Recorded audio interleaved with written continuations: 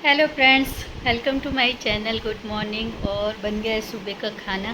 Tiffin में आज मस्त बना है मैंने पोहा। बहुत अलग स्टाइल से बनाया लेकिन बहुत ज़्यादा टेस्टी बना है, एकदम मस्त चटपटे से पोहा। तो बहुत टेस्टी लगते हैं खाने में।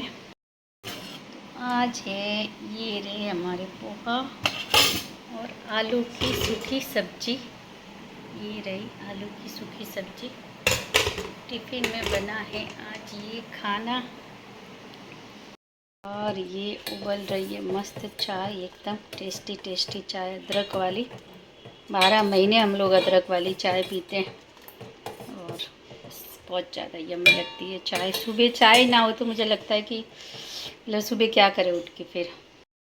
और जब बच्चे खेल रहे होते हैं ना फ्रेंड्स, तो बहुत मुझे लगता है आज ध्यान रखने की बहुत ज़रूर होती है। कई बार सोसाइटी में भले क्यों नहीं खेल रहे होते, लेकिन बच्चों का ध्यान रखना बहुत ज़रूरी है।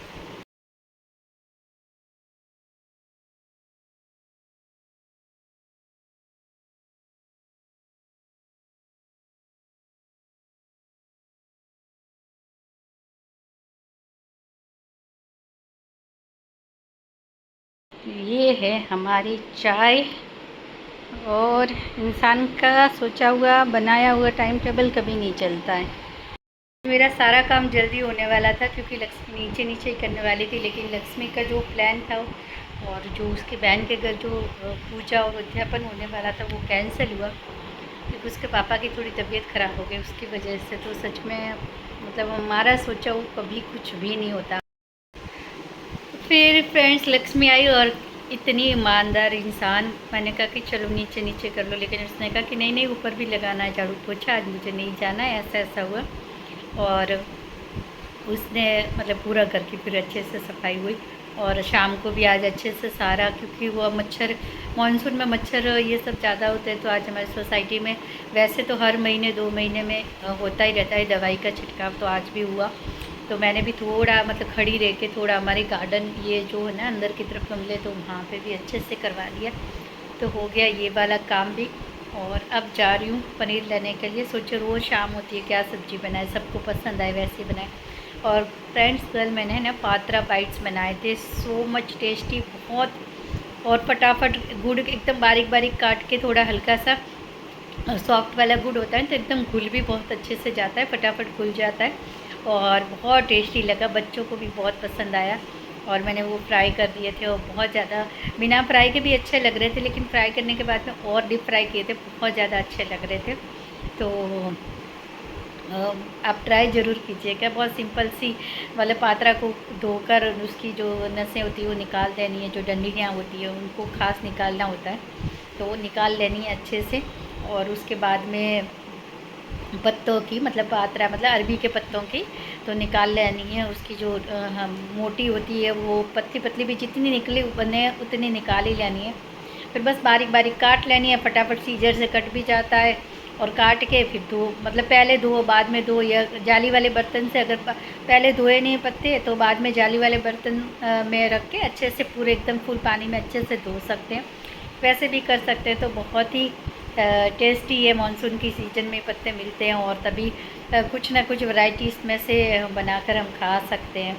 तो बस वही था, कल बनाया था, बहुत अच्छा लगा सबको। फ़िलहाल बना रही हूँ यही भुर्जी और पनीर की भुर्जी और रोटी। बस रोज़ रोज़ और क्या बनाएं खाने में, शाम होते ही होता है क्या बनाए क्या बनाए। तो आज बना रही हूँ यही। और फ्रेंड्स किसके साथ कितना रिश्ता जोड़ना है, कब तक कौन हमारे साथ रहने वाला है, ये सब कुछ भी निश्चित नहीं होता है।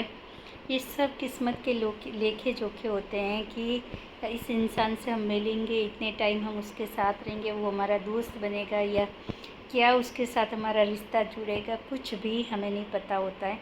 और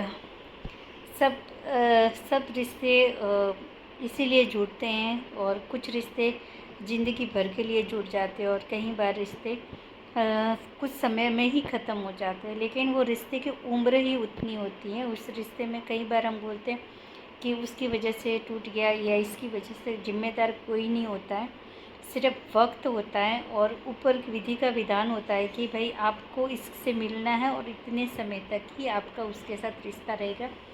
मेरा हमारी सोसाइटी में कितने सारे लोग आके गए, रेंट पे रहकर गए, लेकिन आज सब आए चले गए, लेकिन कुछ लोग ही ऐसे आए जिनके साथ आज भी कांटेक्ट है, आज भी रिश्ता कायम है।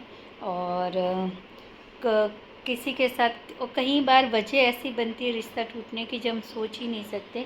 एक मेरी फ्रेंड बनी थी और उसने इसलिए मुझसे रिश्ता तोड़ा कि जब कोविड का टाइम चल रहा था और मुझे समझ नहीं आ रहा था कि मैं उसको क्या हेल्प कर सकती हूँ। मैं तो उसने मुझे काफ़ी बार कॉल किए रिपोर्ट्स दिखाने के लिए सब, लेकिन चीज़ें जब आपके बस की नहीं होती, जब आप खुद कर सकते हो तो आप अपने हिसाब से किसी को भी हेल्प कर सकते हो, लेकिन आपको सेकंड पर्सन से अगर किसी से बात करके फिर अगर उसकी हेल्प करनी है तो हर बार पॉसिबल नहीं होता। तो रिश्तों में अंडरस्टैंडिंग भी कई बार होनी ज़रूरी होती है, लेकिन हम ऐसा सोचते हैं, लेकिन हकीकत में वो एक कारण होता है रिश्ता टूटने का।